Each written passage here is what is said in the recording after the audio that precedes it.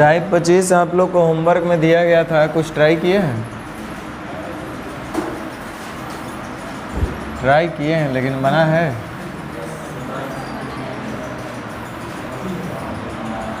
कॉपियाँ देखें क्या एक बार हम?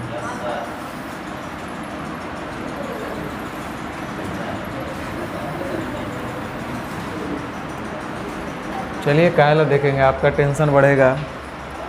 मेरा उद्देश्य बिल्कुल नहीं है कि आपका टेंशन बढ़े। चलिए 1 नंबर शायद हम बता दिए थे, 2 नंबर से शुरू करते हैं। तो 2 नंबर बना है कि बताना ही बताइए।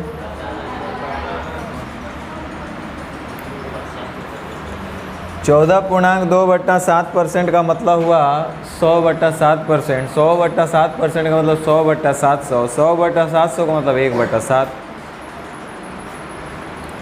ये कुल मिलाकर के लिखा हुआ 1/7।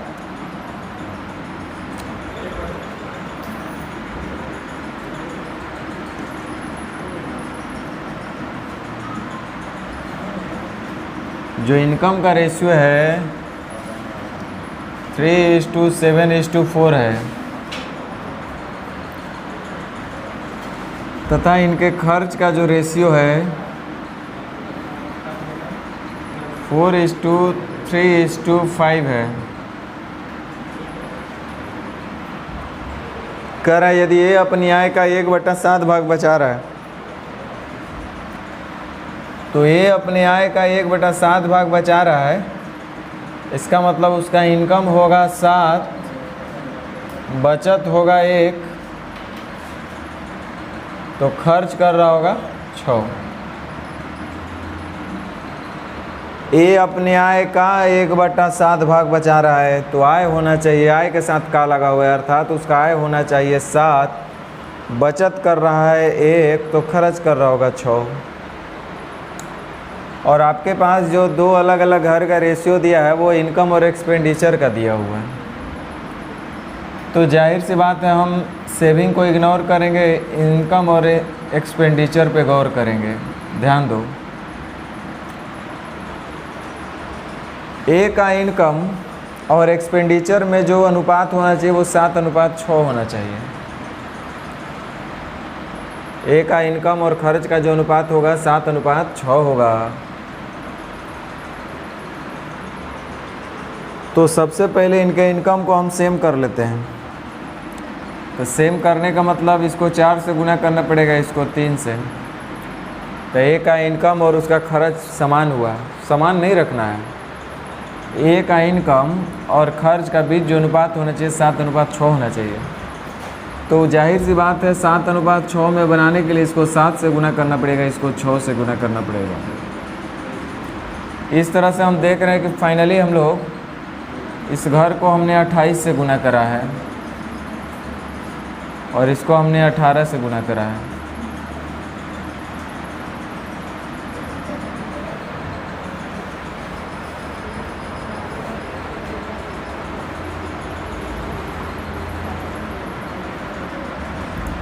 पूछ क्या रहा है? उन तीनों के बचत का अनुपात, बचत निकालना है। तो जाहिर सी बात है आय में से खर्च को घटाएंगे तो सबका बचत मिल जाएगा। 4×12=84 इनकम है, 4×12=72 उसका खर्च है। तो 84 रुपया कमा रहे हैं, 72 रुपया खर्च कर रहे हैं, तो बचा कितना रहे होंगे? 12 रुपया।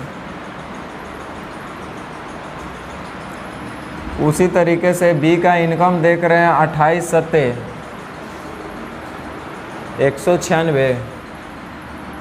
196 रुपया आप जो है कमा रहे हैं और 54 रुपया खर्च कर रहे हैं, तो इसका मतलब बचा रहे होंगे 100। उसी तरह से सी का इनकम देख रहे हैं 28 चौक बड़ोतरा से 112 और 18×5=90, तब 12 और 10 22, बचत उसका हो गया 22। अभी कट रहा है नहीं, 2 से 6 बार में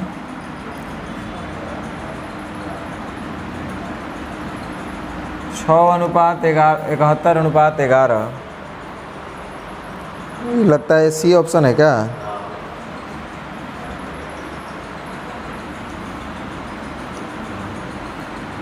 बताइए, आप पूछ करके ये पाप वाला काम कर रहे हैं। 3 4 5 कि बता दें कितना आंसर आया है? कितना आंसर आया है? देखो, पूछना है तो पूछ सकते हैं, हमको कोई दिक्कत नहीं है। हम हंसाएंगे नहीं, हमको तो पता है कि 40 मिनट रहना है हमको। आप पूछ सकते हैं, बता दें। अब कुछ लोग बोले कि यही बढ़िया रहेगा कि आप बता दीजिए। देखिए, सीखिए, ध्यान दीजिए। चलो आज इसका भी कुछ इस्तेमाल कर लें। जो रटेंगे वो फंसेंगे, इसलिए रटने का काम नहीं करना है। PQR का जो आय का रेशियो है 3 4 8 है। इनकम का रेशियो आपके पास दिया हुआ है 3:4:8 और इसका खर्च का अनुपात आपको दिया हुआ है 5:4:6। कर यदि R की बचत उसकी आय का 3/4 भाग है। R का बचत जो है उसकी आय का 3/4, यानी उसका आय होना चाहिए 4 तो बचत होना चाहिए। जाहिर सी बात है, जब इनकम होगा R का 4, इनकम होगा R का 4, अब बचत हो रहा है 3 तो खर्च होगा। खर्च का ज़रूरत इसलिए था कि यहाँ आय और इनकम और एक्सपेंडिचर में रिलेशन दिया हुआ है। तो हमको समझ में आ रहा है कि R का इनकम और एक्सपेंडिचर का रेशियो 4:1 होना चाहिए। 4:1 का दूसरे शब्दों में हम बोल देंगे कि इनकम जो होगा एक्सपेंडिचर का काहे हम बोल देंगे, काहे कि हमको दिख रहा था कि वो करना आसान दिख रहा है। कुछ नहीं करना था, खाली इसको 3 से गुना करेंगे तो 8 3 का 24 और 6 4 का 24, 4 गुना हो रहा है कि नहीं हो रहा है? आज जिनको दिक्कत हो रहा है वो क्या करेंगे, सबसे पहले दोनों को सेम करेंगे। तो 8 और 6 से कटने वाली राशि 24, तो दोनों को पहले 24 बना लेंगे और फिर आई को 4 से गुना कर देंगे, ऊपर वाले टर्म को 4 से, नीचे वाले को 1 से। यानी कुल मिलाकर के पहले वाले टर्म को आपको 96 से गुना करना है। लेकिन जब आप बच्चे तो रह नहीं गए, आप तो सब चीज़ समझ रहे हैं कि इनकम जो है एक्सपेंडिचर का 4 गुना है। तो 4 गुना बनाने के लिए कुछ नहीं, सबसे बढ़िया है कि इसको आप 8 3 का 24 3 से गुना कर दीजिए, तो ये इनकम 24 हो जाएगा और एक्सपेंडिचर 6 हो जाएगा। तो 6 4 का 24 यानी 4:1 में हो जाएगा। और जब इसको 3 से गुना किए तो सबको 3 से गुना कर लीजिए। हैंग हो रहे हैं तो दोनों को सेम करके फिर कर लीजिए, जैसे दिल करे वैसे कीजिए। अब आप ही बताइए क्या पूछा वैसे? बचत का अनुपात पूछ रहा है। चलिए, ढेरे मिल गया इसमें तो 4 4 नहीं, 4 4 ढेर मिल गया। एक यो दिख रहा था कि 4 के मल्टीपल में होगा। 9 में से 5 जाएगा, कितना बचेगा? 4।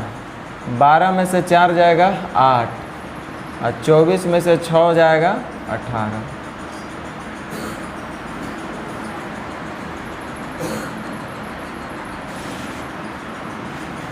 दो 4 9।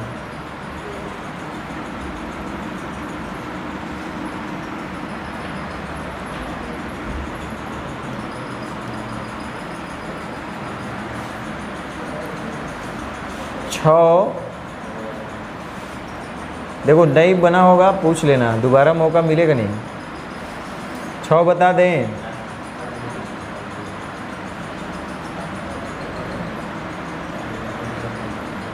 छः बता दें। 7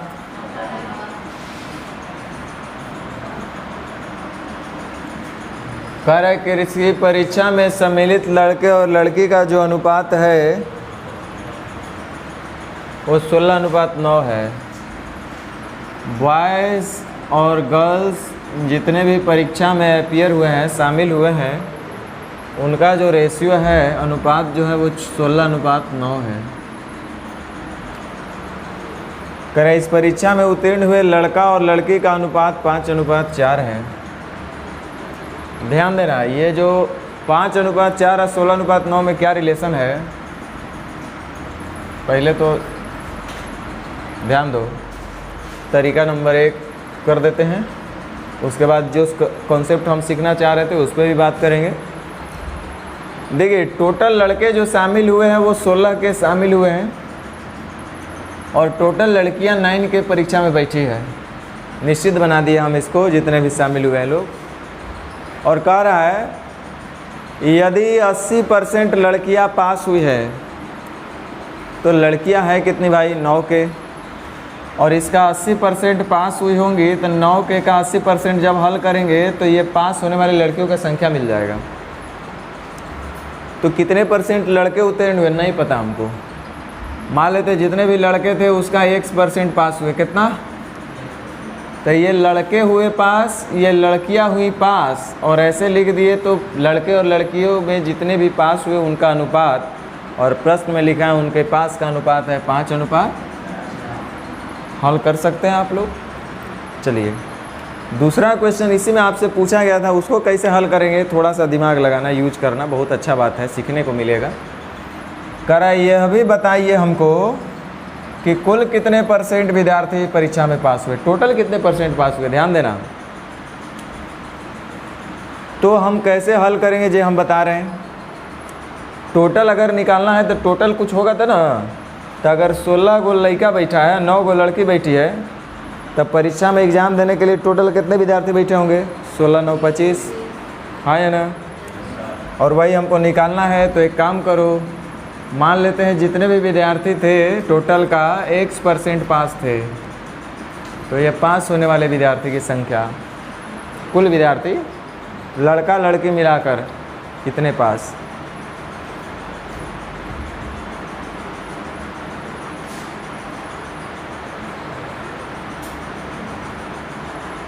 और हमको पता है कि जो भी लड़की होंगी उसका 80% पास है, लड़कियों का कई % पास है। तो ऐसे जब हम लिखेंगे ना, तो हमको दिख रहा है ये कुल विद्यार्थी पास, लड़की पास, तो कुल विद्यार्थी हो जाएंगे 5 4, और लड़की तो 4 रहेगी, यानी कि कुल और लड़की का अनुपात हो जाएगा 9:4। यहाँ से x का जो मान आएगा सेकंड केस में, वो कितने विद्यार्थी पास हुए वो होगा। फर्स्ट में जो आपका x है, कितने लड़के पास हुए, वहाँ पे हम x माने थे, है ना।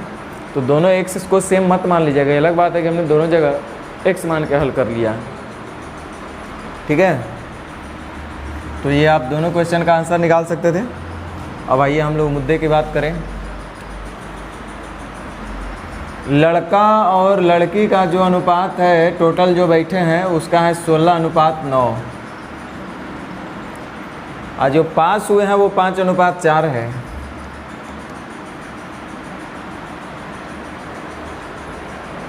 देखो, दिमाग लगाना है।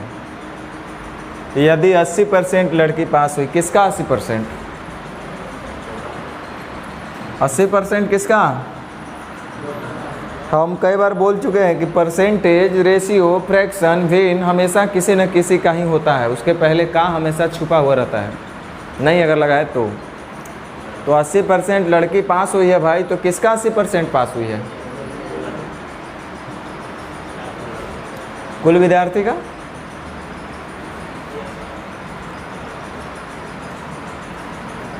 कुल लड़की जितना भी होगी उसमें से 80% पास हुई है और 20% फेल हुई है। लड़की जितने भी होंगी उसका 80% पास हुई है और 20% तो फेल हो गई है वो लोग। मतलब 100 गो लड़की बैठी होगी तो उसमें 80 गो पास हुई होगी, 20 गो फेल हो गई होंगी। 100 विद्यार्थी में से 80 लड़की पास हुई, ये नहीं बोल रहे हैं। तो देखिए 80% लड़की पास होने का मतलब है 80/100 किसका? कुल लड़कियों की संख्या का 80% पास हुई है, यानी कुल लड़की का 80/100, 80% वैसा बोलेंगे ना, यानी कुल लड़कियों का 80/100 पास हुई है, अर्थात कुल लड़की होंगी 100 तो पास होने वाले होंगे कितने 80, यानी इसी को हम लोग बोलेंगे 80% का मतलब 4:5। 20% हुआ 1/5, तो जाहिर सी बात है 80% 4/5। तो ये 4/5 पास हुई है। इसका मतलब ये हुआ, हम इससे इतना ही समझ रहे हैं कि लड़की का संख्या होना चाहिए 5 और उनका पास होने वाले का संख्या होना चाहिए 4, यानी कि लड़की की संख्या और पास के बीच का जो अनुपात होगा वो 5:4 होगा। बस हमको इतना ही समझ में आया। तो लड़की की संख्या और पास होने वाले के बीच जो अनुपात होना चाहिए वो 5:4 होना चाहिए। तो लड़की की संख्या और पास होने वाले का अनुपात 5:4 है क्या? नहीं। तो सबसे पहले दोनों जगह क्या करना पड़ेगा? सेम। तो सेम करने का मतलब इसको 9 से गुना कर दीजिए, तो 4×9 = 36 है। इसको 4 से गुना कर दीजिए, 4×9 = 36। लेकिन इसको हमको बनाना है 5:4, तो इसको करना पड़ेगा 5 से गुना और इसको करना पड़ेगा, पास होने वाले 4, टोटल लड़के की संख्या 5, तो 5:4 में बना दिए। इस तरह से आप देख रहे होंगे कि फाइनली इसको 36 से गुना किया गया और इसको 20 से गुना किया गया। क्या यहाँ तक बात समझ में आया? अब देखो आपसे क्वेश्चन क्या पूछा है। पहला तो ये पूछ रहा है, तो बताइए कि कितना % लड़का पास हो गया।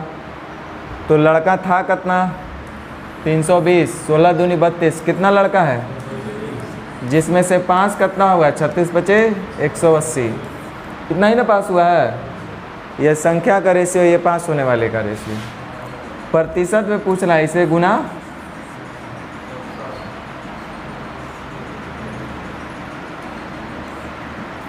4/32, 4 25 100, 2 चौके 8 और 2 9 18, 25 9 225/4। तो 225/4 करेंगे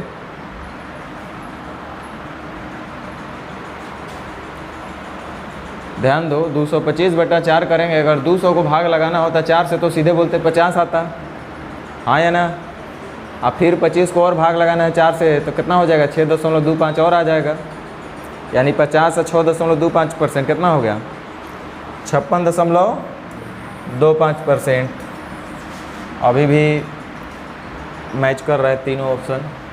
दूसरा क्वेश्चन आपसे पूछा है, कुल कितने % विद्यार्थी इस परीक्षा में पास हुए? कुल कितने % पास हुए? तो टोटल विद्यार्थी जितना होगा उसमें हम देख लेंगे कि पास होने वाले कितना है। तो टोटल विद्यार्थी में लड़का हो जा रहा है 320 और लड़की हो जा रही है 180, तो 300 और 2 500, टोटल विद्यार्थी कितने हो गए? अब 500 में से कितने पास हुए हमको ये चेक करना है। लड़का कै को पास हो रहा है? 180, और लड़का कितना हो रहा है? 4 × 16 9 144, 144। तो 180 और 144 कितना हो जाएगा? 324। देख लीजिए, प्रतिशत में पूछ रहा है इसलिए गुना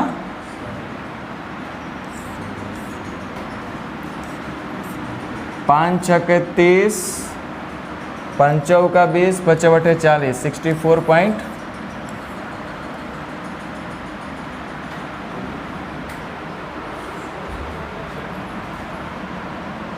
अच्छा ये 56.5 है, बेकार है हम लोग रंग। ये 56.25 आया ना, 64.8%। चलिए, हालांकि नॉट ऑप्शन भी था। समझ में आया बात?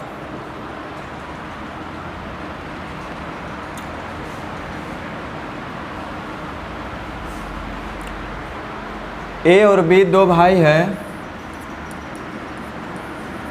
उन लोग कमाया, बेचारा अपने पास कुछ पैसा जमा किया, तो कुछ पैसा था उन लोग के पास, और पैसा था 4:5 के अनुपात में। जाहिर सी बात है जो बी नंबर का भाई है उसके पास पैसा भी ज़्यादा दिख रहा है, 2 नंबर पे ज़्यादा पैसा है उसका। 4:5 में ये लोग बचत किया है, मतलब ए के पास अगर 4 रुपया होगा तो बी के पास 5 रुपया होगा। ए और बी दो भाई है, 4:5 के अनुपात में कुछ पैसा बचा के रखे हैं वो लोग। तो वो लोग सोचे एक दिन कि क्यों ना अपनी बहन के लिए एक उपहार खरीदें। आप लोग भी खरीदे होंगे। तो खरीदने का निर्णय लिया जिसकी कीमत 3:4 में बांट ली है। बहुत अच्छे भाई है दोनों। कैसे अच्छे बोल दिए? देखो, दूसरा भाई होता ना तो बोलता कि हम कितनों कमाए कुछ भी करें, जब दोनों बहन के लिए ले रहे हैं तो भाई जितना लगेगा आधा आधा देना पड़ेगा। लेकिन ये बोला कि नहीं भैया तू 3 रुपया दे देना, हम 4 रुपया देंगे। कहा है हम 4 रुपया देंगे भाई, तुमसे हम ज़्यादा कमा भी रहे हैं, दे देना, कोई दिक्कत नहीं, हम दे देंगे, कोई दिक्कत नहीं। ध्यान दो, यहाँ पे एक उपहार खरीदने के लिए निर्णय लिया जिसकी कीमत 3:4 के अनुपात में बांट लिया। इसका मतलब क्या समझे? देखो कि पहला व्यक्ति 3 रुपया देगा तो दूसरा का व्यक्ति 4 रुपया, उसमें वो उपहार खरीदा भी जाना चाहिए। इसका मतलब हम आपसे उपहार का कीमत पूछेंगे तो आप बोलिएगा 4 और 3 7 रुपया। जब 7 रुपया का होगा तब ना 3 रुपया 4 रुपया देंगे। इस खरीद के बाद ये अपनी राशि का 1/3 भाग खर्च कर दिया, जबकि बी के पास 145 रुपया बच गया।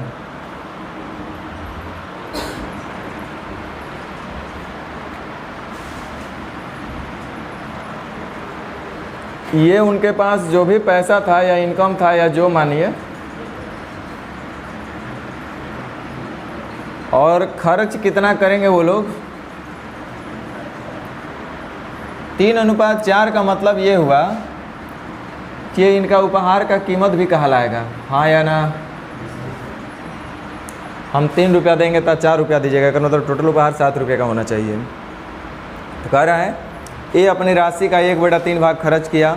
ध्यान दो, ए अपनी राशि का 1/3, यानी ए के पास राशि होगा 3 रुपया, तो खर्च कितना करेगा? और ये कहाँ खर्च कर रहा है? कहाँ खर्च करेगा वो? उपहार खरीदने में।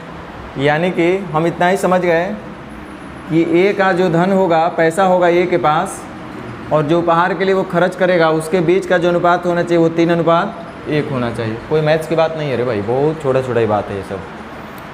ए के पास जो भी धन होना चाहिए और जो वो उपहार खरीदने में खर्च करेगा उसके बीच का जो अनुपात होना चाहिए वो 3:1 होना चाहिए। तो ए के पास आय है 4, उपहार के लिए खर्च कर रहा है 3 रुपया, तो क्या ये 3:1 में है? नहीं है। तो सबसे पहले क्या करना पड़ेगा?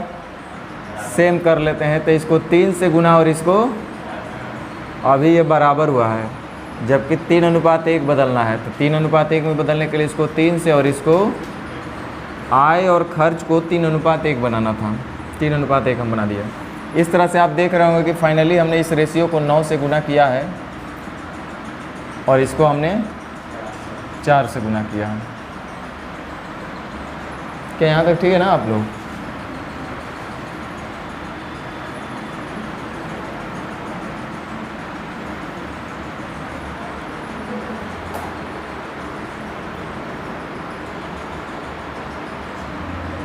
कह रहा है बी के पास 145 रुपया बचा हुआ है।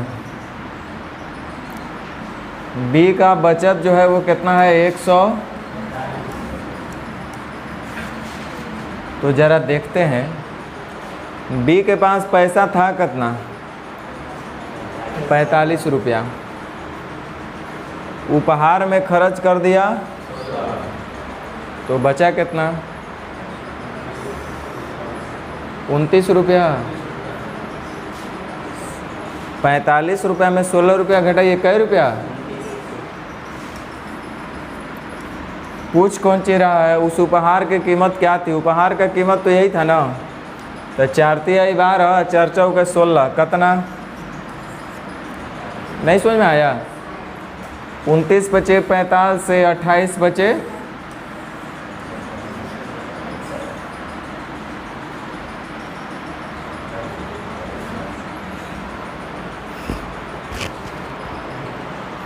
29 बचे 45 से, 28 बचे 4 से। आप लोग पढ़े होंगे 2 3 जा 6, 4 5 जा 20। देखो ऐसे ही एमपी में लड़की बोली ना, नया नया आई थी, तो हम ऐसे पहाड़ा पढ़ रहे थे, तो का तो बोलबो की क्या बोली थी?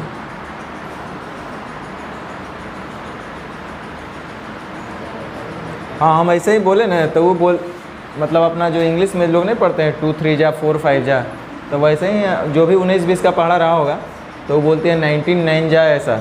हम बोले हाँ वही आ जा का मतलब वही है, मीनिंग वही है। हमको उतना अंग्रेजी नहीं बुझाता है, ये चलते हम इतना बोल रहे हैं। चलिए ये पहाड़ा बहुत अच्छा है, आप लोग को भी यही पहाड़ा सीखना चाहिए। सच बता रहे हम, ऐसा नहीं कि हम जान रहे इसलिए। ये पहाड़ा आराम से आप कर सकते हैं। ये लगता है बता दिए थे ना, स्नेहा ने यहाँ बताए हैं।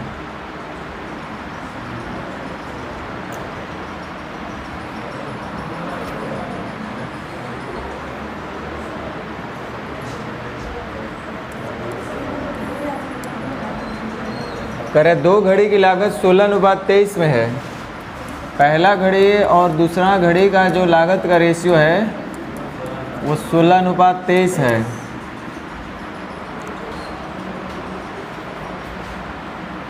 कोई अगर आप लोग को ये बोलता है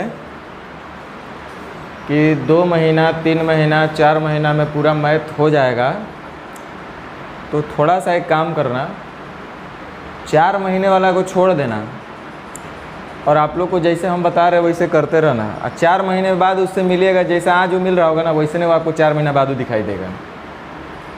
कुछ बोले समझ आया? आप लोग आराम से पढ़िए, समय दिया गया है तो आप प्रैक्टिस कीजिए। एक समय खुद आएगा 7-8 महीना बाद कि आपको लगेगा कि नहीं अब हमारा कोई प्रॉब्लम नहीं रह गया। जल्दबाजी में करिएगा कोई लायक नहीं रहिएगा, ऐसे ही भटकते रहना पड़ेगा। कह रहे यदि पहली घड़ी की लागत 10% बढ़ जाती है और दूसरा को इतना रुपया बढ़ाएंगे तो दोनों घड़ी की लागत का अनुपात 11:20 होगा। बेसिक से बताने की ज़रूरत नहीं है, ध्यान दीजिए, कोई मैथ की बात नहीं है। पहले इसका लागत पहल का दूसर का घड़ी का 16:23 था। ऐसा क्या जादू चल गया कि इनका लागत का अनुपात 11:20 हो गया? तो आप बोलिएगा कि सर पहला बात तो पहली घड़ी की लागत को 10% बढ़ा दिया गया है, यानी कि 16 था और 10% बढ़ाएं तो हो गया कितना? 11। तो यहीं से मेरा दिमाग काम कर रहा है कि 10% बढ़ाने का मतलब होता है 10:11 ना भाई। 10% बढ़ाने का मतलब 100 का चीज़ कितना हो जाएगा? 110, अर्थात 10:11। तो हमको ये बात समझ में आया कि घड़ी का पहले और अब का जो मूल का अनुपात होना चाहिए वो 10:11 होना चाहिए। तो 10:11 होने का मतलब हुआ कि सबसे पहले तो ये दोनों घड़ी को सेम करना पड़ेगा। तो सेम करने के लिए इसको 11 से गुना करना पड़ेगा, इसको 10 से गुना करना, 16 से गुना करना पड़ेगा। इस तरह से ये घड़ी अभी सेम हुआ है और बनाना है 10:11, तो इसको 10 से गुना करना पड़ेगा और इसको 11 से गुना करना पड़ेगा। इस तरह से फाइनली हम लोग देख रहे होंगे कि फर्स्ट वाले रेशियो को 110 से गुना कर रहे हैं और इसको 16 गुना 11 से गुना कर रहे हैं। अब देखिए पूछ रहा है कि दूसरी घड़ी की प्रारंभिक लागत कितनी थी, बता देते हैं। प्रश्न में एक निश्चित राशि पूछा जा रहा है तो निश्चित राशि दिया भी होना चाहिए। यहाँ पे दिया हुआ है कि दूसरी घड़ी जो है 477 रुपया बढ़ जाती है, मतलब दूसरी घड़ी की लागत में 477 रुपये की वृद्धि होती है। हम देखते हैं कि रेशियो में कितना हुआ है वृद्धि। तो पहले यहाँ पे देख रहे हैं कि पहले घड़ी का जो लागत है 11 तिया 33, 22 और 3 25, 130 रुपया है। अब दूसरे बाद में उसका कितना हो गया भाई? तो 11 दूनी 22 है, 16 दूनी 32, 32 और 3 35, यानी बाद में 3520 हो गया। अब प्रश्न के हिसाब से बोल रहा है कि दूसरी घड़ी की लागत 477 रुपया बढ़ा है और हम देख रहे हैं कि 2530 से 3520 हो गया, यानी कि 1010 का वृद्धि हुआ है। तो अंतर का तुलना अंतर से जो पूछेगा उसका गुना। कह रहा है दूसरी घड़ी की प्रारंभिक लागत कितनी थी। दूसरी घड़ी का प्रारंभिक लागत पूछेगा तो कैसे गुना? 2530,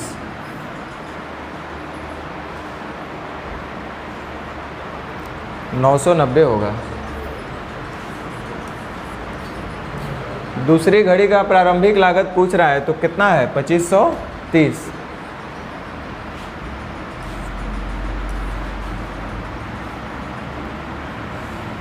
चलिए ऑप्शन सब दिया हुआ है तो आराम से कटेगा। 11 9 99, 11 दूनी 22, 11 तिया 33, 9 5 45, 9 तिया 27। अब 2 अंक का गुना है तो ऐसे भी कर सकते हैं। 23 तिया 69, 23 बचे 115, 115 और 6 121।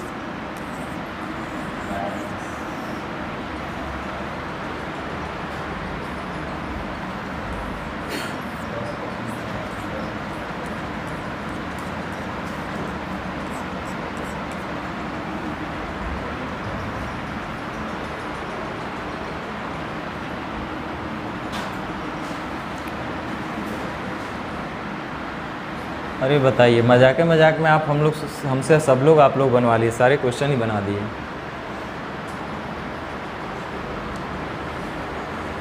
चलिए तो अंत भला तो सब भला, इसको भी बना लेते हैं।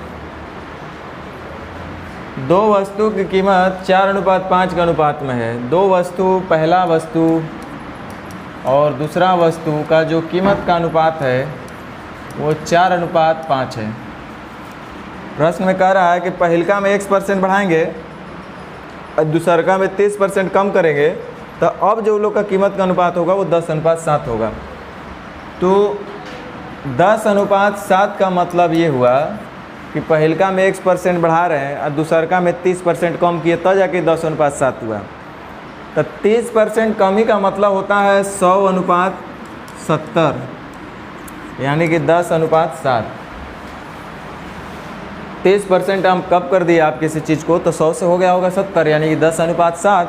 अर्थात पहले अगर कीमत 100 रहा होगा तो अब 70 हो गया होगा, यानी 10:7। यानी कि पहले का कीमत और अब का कीमत जो दूसरी वस्तु का होगा उनके बीच का जो अनुपात होना चाहिए वो 10:7 होना चाहिए। आहा, ये तो हो रहा है बड़ा आराम से।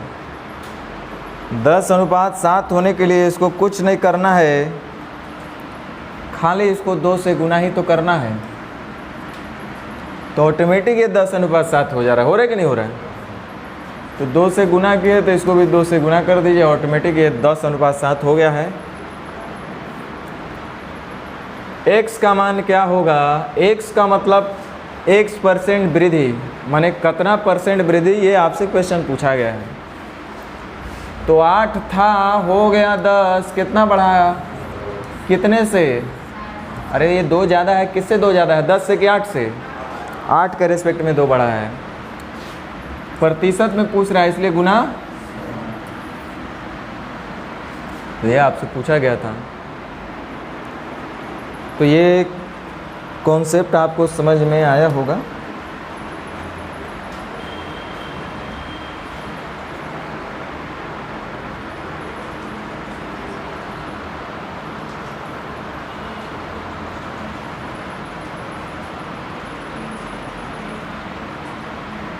एक विद्यार्थी ऐसे ही बोले थे कभी कि सर ये बताइए कि जब एग्ज़ाम में क्वेश्चन आएगा, चाहे कोई बुक वगैरह में हम बना रहे हैं, सेट प्रैक्टिस से बना रहे हैं, तो हमको कैसे पता चलेगा कि इसमें हमको क्या करना है?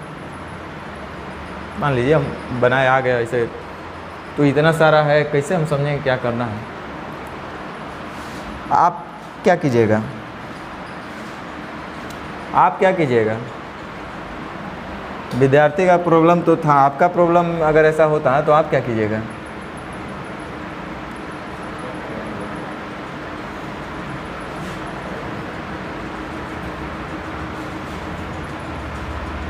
बोलिए।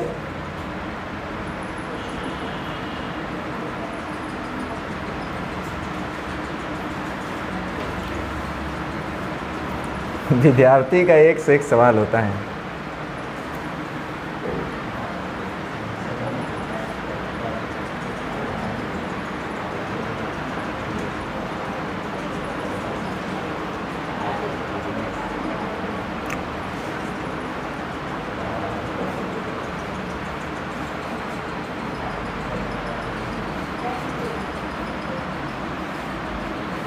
ये बताओ, कोई क्वेश्चन पे लिख के आता है कि हम टाइम एंड वर्क कहाँ है, हम इस कॉन्सेप्ट से आए हुए हैं, ऐसा बताएगा?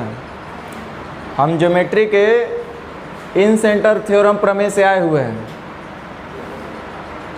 ऐसा बोलेगा? नहीं बोलेगा। तब कैसे होगा? देखो, जो प्रॉब्लम आपको है वो प्रॉब्लम सबको है, ये तो पहले स्वीकार लीजिए। ऐसा नहीं कि हमको नहीं है, हमको भी है, आपको भी है, अच्छे अच्छे को है, सबको वही प्रॉब्लम है, बशर्ते कोई बोलता है, कोई छुपा रखता है। आप जहाँ पे हैं आपको वहाँ प्रॉब्लम हो रहा है, हम जहाँ पे हमको वहाँ पे प्रॉब्लम हो रहा है, तो आजीवन रहेगा। कुल मिला करके देखो, मेरे पास भी ये क्वेश्चन आता है तो ये नहीं कहता है कि हम इस कॉन्सेप्ट से हैं या उस कॉन्सेप्ट से हैं। कुल मिलाकर आपका प्रैक्टिस निर्भर करेगा। आप जितना ज़्यादा प्रैक्टिस कीजिएगा उतना बेटर होइएगा, यही इसका सच है।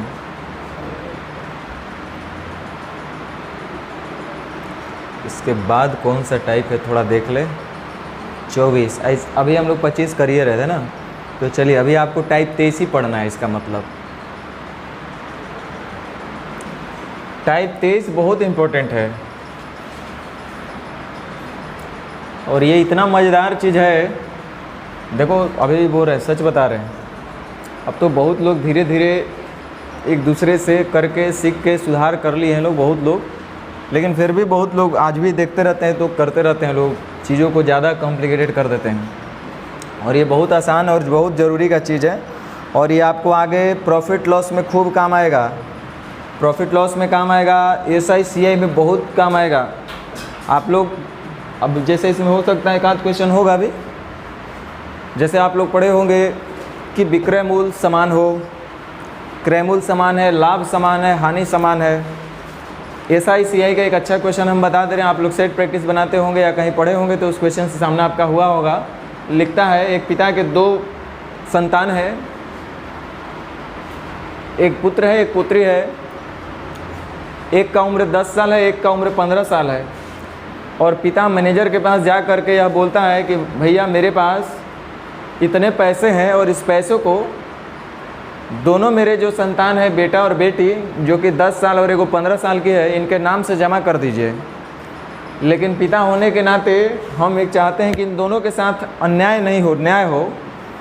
तो कहने का मतलब ऐसा हिसाब से आप सेट कीजिए, कैलकुलेट कीजिए कि जब दोनों 18 वर्ष के हो तो इनके पास समान धन मिल जाना चाहिए।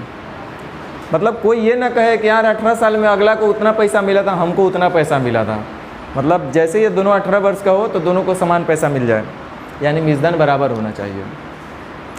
तो मिजधन समान हो, मूलधन समान हो, ब्याज समान हो, ऐसा क्वेश्चन आप लोग पढ़े होंगे और बहुत अच्छे क्वेश्चन आते हैं। सब इतना आसानी से आप कर सकते हैं, आप सोच भी नहीं सकते हैं, बहुत आसानी से कर सकते हैं। इसलिए इस कॉन्सेप्ट को अच्छे से सीखना है, समझना है।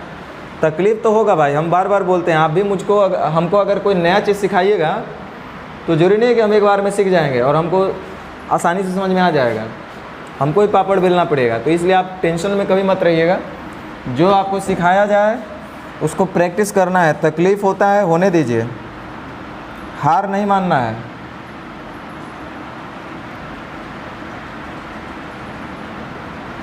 स्टूडेंट को हमेशा जिद्दी होना पड़ेगा, मैथ्स के अगेंस्ट में खासकर कि कभी भी अगर मैथ्स में प्रॉब्लम आवे, फंसे, तो इरिटेट नहीं होना है वहाँ, और कूल होना है और फिर उसको फेस करना है। इरिटेट होइएगा तो और ज़्यादा इरिटेट कर देगा, हो सके ना हैंग करवा दे, तो ऐसा नहीं होना है।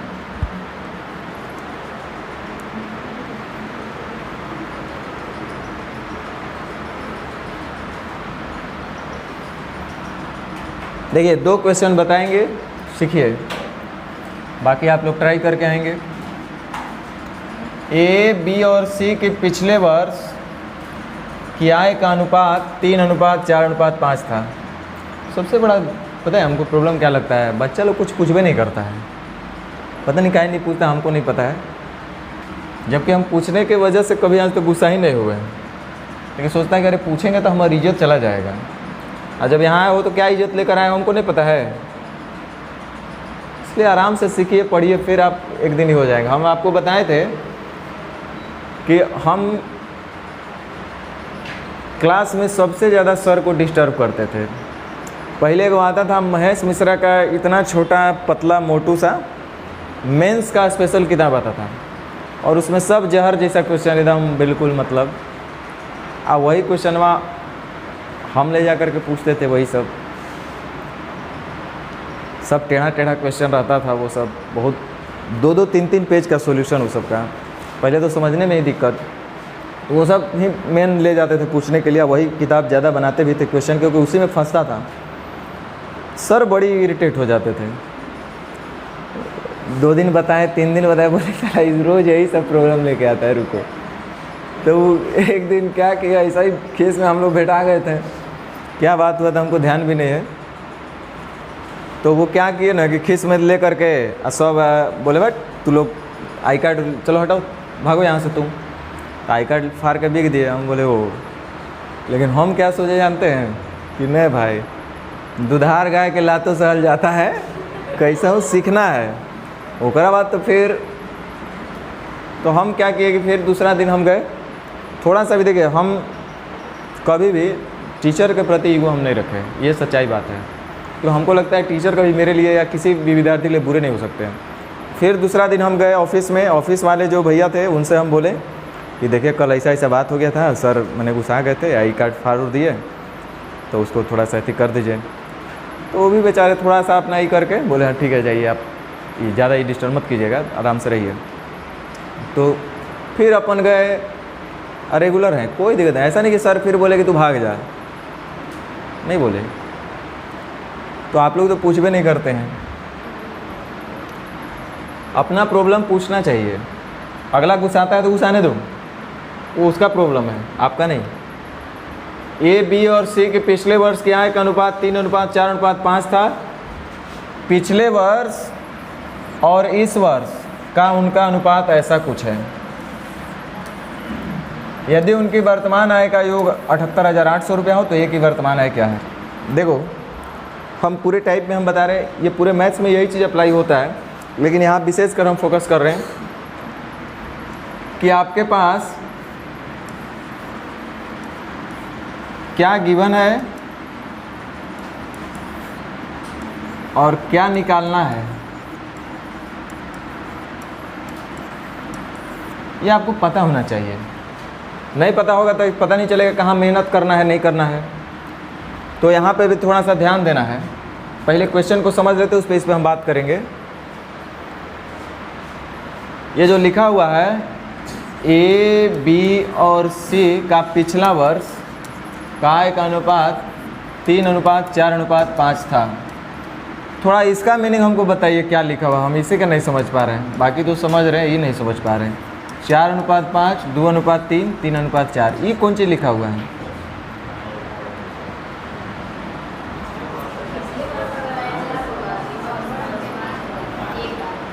देखिए लिख रहा है कि यदि पिछले वर्ष ए का आय 4 होगा तो इस वर्ष 5, वैसे पिछले वर्ष एक बी का आय 2 होगा तो इस वर्ष, उसी तरह से पिछले वर्ष सी का आय 3 होगा तो इस वर्ष 4 होगा। यहाँ तक ठीक है ना आप लोग। अब रुक जाओ, देखो प्रश्न में क्या निकालना है और क्या दिया है हम उस पर अब फोकस कर लेते हैं, क्योंकि उससे पहले हम भी नहीं कुछ कर पाएंगे।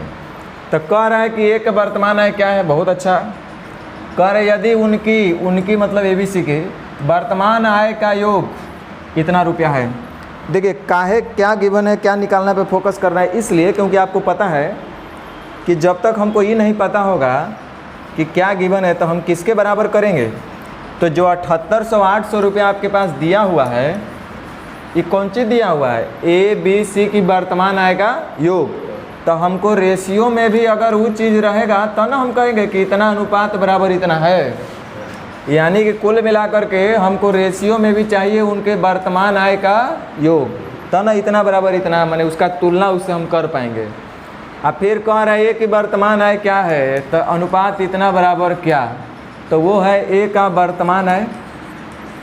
तो यानी कि जो पूछेगा वो गुना में चला जाता है, जो दिया है उसका तुलना हम उसी अनुपातिक राशि से करेंगे, जो पूछेगा उसका गुना। यानी कि जो पूछेगा उसका गुना करने के लिए वो अनुपात वैल्यू आपको पता होना चाहिए, और जो दिया है उसका तुलना करने के लिए उस अनुपातिक वैल्यू का आपको ज़रूरत पड़ेगा। यानी कि कुल मिलाकर के इस प्रश्न को यदि हमको आंसर देना होगा तो इसके लिए 2 चीज़ का रिक्वायरमेंट होगा। पहला, उनकी वर्तमान आय का रेशियो चाहिए, इसलिए कि उससे बैलेंस करना है हमको 78,800 को। दूसरा, हमको ए का वर्तमान आय का भी रेशियो चाहिए ताकि उससे हम गुना कर पाएँ, यानी कि कुल मिलाकर के यदि सिर्फ हम ए, बी और सी के वर्तमान आय का रेशियो निकाल लेवें तो हम लोग आंसर ज्ञात कर सकते हैं। तो आप समझ रहे होंगे हम क्या बोलना चाह रहे हैं। कुल मिलाकर के हमारा अब टारगेट हो गया कि ए, बी और सी की वर्तमान आय का रेशियो निकालना है। तो देखिए, ये पिछले साल है और हमको पता है कि ए का पिछले साल और वर्तमान का अनुपात है 4:5, वैसे ही बी का 2:3, 80 का 3:4। नहीं समझ में आए तो पूछ लेना, जैसे दिल करे वैसे पूछना, हम जवाब देने का प्रयास तो करेंगे। देखो, हमको दिख रहा है कि वर्तमान सबको निकालना है, तो कैसे निकालेंगे? ये तो सब पिछले वर्ष का है ना, अब वर्तमान में आना है। तब पिछले वर्ष का तुलना 4 से वर्तमान निकालना है, तब 5 से गुना। वैसे ही बी का पिछले वर्ष का तुलना 2 से वर्तमान का निकालना है, तो 3 से गुना। सिमिलरली सी का पिछले वर्ष का तुलना 3 से वर्तमान निकालना है, तो 4 से गुना। कुछ समझ में आया? ऐसा इसलिए हम लोग कर पा रहे हैं, थोड़ा सा और टाइम ख़राब करके हम बोल दें कि यदि इसका पिछले वर्ष का आय का अनुपात 3:4:5 है, नियमतः हमको ऐसा नहीं करना चाहिए था। करना क्या चाहिए था, लेकिन आएगा वही चीज़, थोड़ा मैथमेटिक्स जैसा हम बता दें।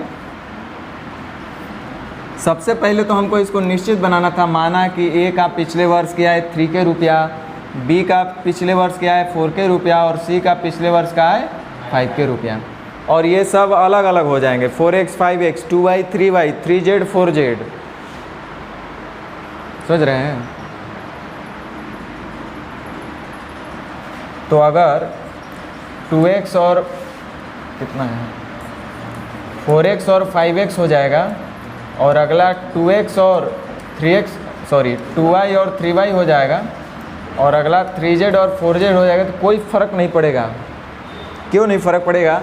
पिछले वर्ष कितना है 3 के, और रेशियो में कितना है, और हमको वर्तमान वाला निकालना है, तो कैसे गुना? 5x से। बोलो, x से x क्या हो जाएगा? कट जाएगा। और अंत में जब रेशियो निकालेंगे तो एक के भी क्या हो जाएगा? कुल मिलाकर के वही बात रह जाएगा। आप यहाँ भी देख सकते हैं, बी का पिछले वर्ष का तुलना 2y से, वर्तमान का निकालना है तो 3y से गुना, y कट जाएगा। उसी तरह से सी का पिछले वर्ष का तुलना 3z से, वर्तमान का निकालना है तो 4z से गुना, z कट जाएगा और फिर से वही बात आएगा। तो ये इसका एक्चुअल तरीका हम बताएं आपको, क्यों ऐसा हम लोग कर पा रहे हैं और ये सही क्यों हो जा रहा है। तो अब चलिए इसको थोड़ा सा हम लोग हल कर लेते हैं।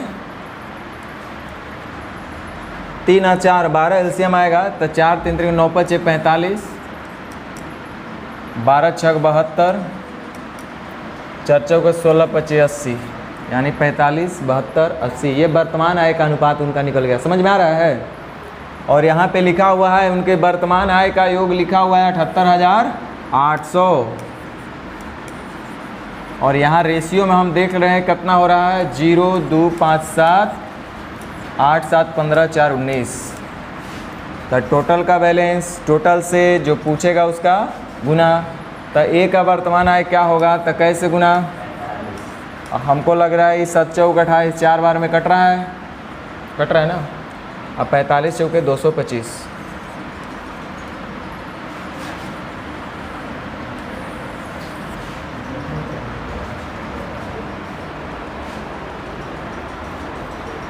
सत चौक 28 19 चौक 76 4 25 20 4 चौक 16 18 आ जाएगा ना, 180।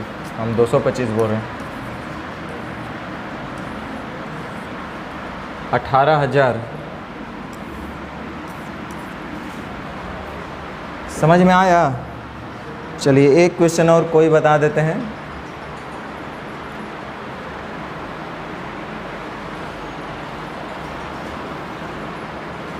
कोई बात नहीं, कोशिश कीजिएगा, नहीं बने तो।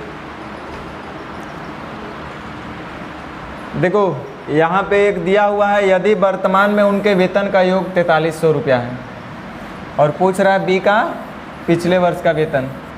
कुल मिलाकर के 2 चीज़ चाहिए हमको। उनके वर्तमान आय का योग होगा तो 4300 का तुलना उनसे कर लेंगे, और जो पूछ रहा है उससे गुना करने के लिए पूछ रहा है बी का पिछले वर्ष, यानी गुना करने के लिए हमको बी का रेशियो चाहिए तो भी पिछले वर्ष का चाहिए। यानी कि हमको क्या रेशियो चाहिए? ए और बी का वर्तमान आय का तो चढ़ावे करिए, ताकि इससे हम तुलना कर पाएँ, और हमको बी का पिछले वर्ष का भी चाहिए ताकि गुना करके निकाल पाएँ। यानी कि 2 रेशियो का ज़रूरत पड़ेगा, ए और बी का वर्तमान और बी का पिछले वर्ष, तब ये आंसर हम लोग दे पाएंगे। अब देखो, ये आपको पहले सर्च कर लेना है। तो ए और बी का सबसे पहला वर्तमान भी चाहिए और बी का हमको 1 साल पहले का भी चाहिए।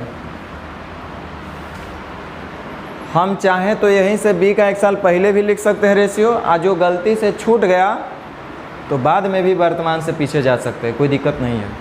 लेकिन सीखो, डायरेक्ट भी हम लोग निकाल सकते हैं। हमको पता है इनके ए और बी का जो 1 साल पहले का आय का अनुपात था वो 3:5 था, और हमको बी का पिछले वर्ष का भी चाहिए। तो बी का पिछले वर्ष है कितना? 5। तो एगो बी का पिछले वर्ष भी रख लो, और बाकी जो वर्तमान है पिछले वर्ष है, इसको तो वर्तमान में हमको बदलना ही है। हमको 2 तरह का रेशियो चाहिए, उनके वर्तमान का और बी का पिछला साल का, तब जाके आंसर निकाल पाएंगे हम लोग। तो ए और बी का वर्तमान चाहिए, बी का पिछला चाहिए। तो बी का पिछला यानी कि 5, इसको रहने दिए हम। अब इसको वर्तमान में कैसे बदलेंगे? तो बस वैसे ही बदलेंगे जैसा अभी बदले थे। कह रहा है उनके व्यक्तिगत वेतन का पिछले वर्ष और वर्तमान वर्ष का अनुपात 2:3, 4:5 है। यानी कि पिछले वर्ष का तुलना 2 से वर्तमान का निकालना है तो 3 से गुना, समझ रहे ना? वैसे ही बी का पिछले वर्ष का तुलना 4 से वर्तमान का निकालना है तो 5। इसको छोड़ दीजिए, इसको तो पिछला ही रखना था, उसको 5 था पिछला, तो 5 ही रहने दीजिए पिछला, वो ऑटोमेटिक पिछला का हमको बाद में ज़रूरत पड़ जाएगा। अब 4 एलसीएम आएगा तो 9 दूनी 18, 5 5 25, अब 5 हो गए 20, ये हो गया एलसीएम। अब देखिए प्रश्न के हिसाब से ए और बी का वर्तमान वेतन का योग 4300 रुपया है, और हमको दिख रहा है ए और बी का वर्तमान में कितना। तो टोटल का बैलेंस, टोटल से जो पूछेगा उसका, तब बी का पिछला वर्ष कैसे गुना, यानी आंसर 2000। समझ में आया कुछ? चलिए कोशिश करिएगा, नहीं भी अगर दिक्कत भी हो तो कोई बात नहीं, लेकिन कोशिश कीजिएगा।